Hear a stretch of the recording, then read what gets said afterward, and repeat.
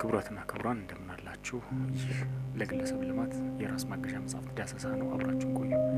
በዚህ ቪዲዮ ውስጥ የግለሰብ እድገት ንድፈ ሀሳቦችን ወይም ቲዎሪስ እናያለን። ሰዎች ሁሌም ራሳቸውን ለማሻሻል ፍላጎት አላቸው። ለምን ስንል ለዚህ መልስ የሚሰጡን በማህበራዊ ሳይንስ ሊቃውንት የሆኑ የተለያዩ ሰዎች ንድፈ ሀሳብ አቅርበዋል።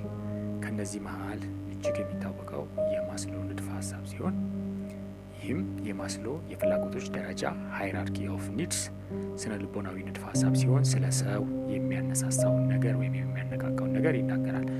የማስሎ ንድፈ ሀሳብ የሰው ፍላጎቶች በደረጃ የሚገልጽ ሲሆን ከመጀመሪያው የአካል ፍላጎት ደረጃ እስከ ሰልፍ አክቹዋላይዜሽን ደረጃ ድረስ ይደርሳል። ይህም በዚህ በምስሉ ላይ እንደምታዩት ማስሎር ሄራርኪ ኦፍ ኒድ ተብሎ ከፊዚዮሎጂካል እስከ ሰልፍ አክቹዋላይዜሽን ደረጃ ድረስ የሚደርሱ 5 ደረጃዎችን ያስቀመጠ ሲሆን እነዚህን አጠር አድርገን ለማብራራት ያክል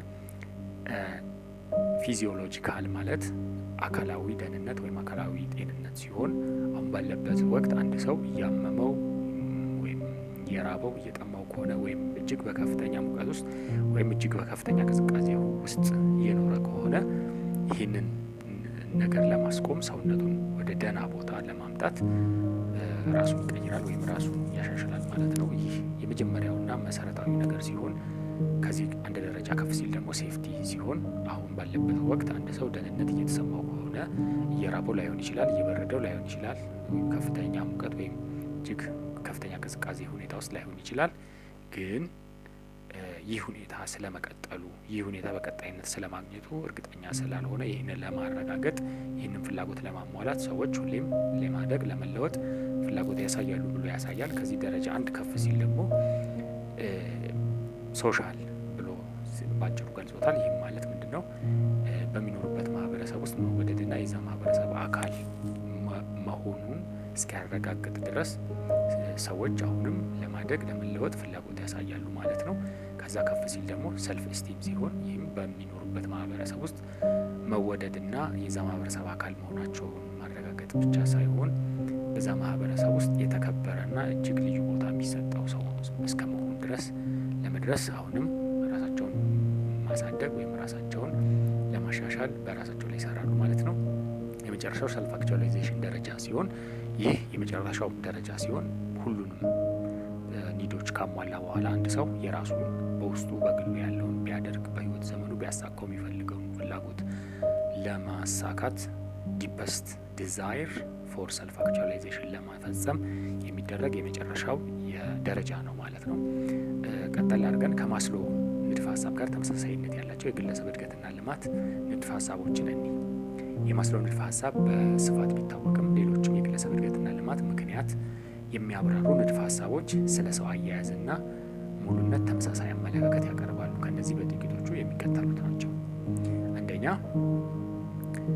ሰልፍ ዲተርሚኔሽን ቲዎሪ የራስን እድል በራስ የመወሰን ሀሳብ ወይም ንድፈ ሀሳብ ሲሆን ግለሰብ ነጻነት፣ ክህሎትና የተግባቦት አስፈላጊነትን ይናገራል። ሁለተኛ የሄርዝበርግ ሁለት አካል ንድፈ ሀሳብ ልንለው እንችላለን። ሄርዝበርግስ ቱ ፋክተር ቲዎሪ ሲባል ስፔሻሊ በስራ ቦታ አተኩሮ ሲሆን ፍላጎቶችን እነዚህ ያስቀመጠ ወይም ሰዎች ለመለወጥ ወይም ለማደግ ፍላጎቶች የሚያሳዩት ለምንድን ነው ብሎ ከስራ ቦታ ጋር በተገናኘ ሲሆን ይህን ያስቀመጠው ሞቲቬተር ፋክተርስ እና ሃይጂን ፋክተርስ ብሎ አስቀምጦታል። ሶስተኛ አልፍሬድስ ኢአርጂ ቲዎሪ ሲሆን ይህም ኤግዚስታንስ ሪሌትድነስ ግሮዝ እነዚህን ለማሳካት ሰዎች ይነሳሳሉ ብሎ ያስባል። ሌላኛው የማኪሊላንድ ንድፈ ሀሳብ ሲሆን ዴቪድ ማኪሊላንድ ንድፈ ሀሳብ ሰዎች በልምድ የሚያገኙትን 3 ፍላጎቶች ይመለከታል። ይህም አቺቭመንት፣ አፊሌሽን ኤንድ ፓወር ሲሆን ከላይ የተጠቀሱት ንድፈ ሀሳቦች ለማሳየነት የቀረቡ ብቻ ናቸው።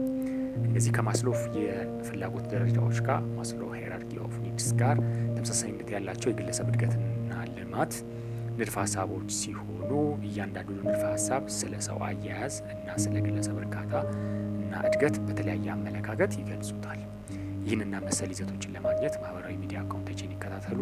ከዳጊ ጋር ነበር የቆያችሁት። ደህና ሁኑ።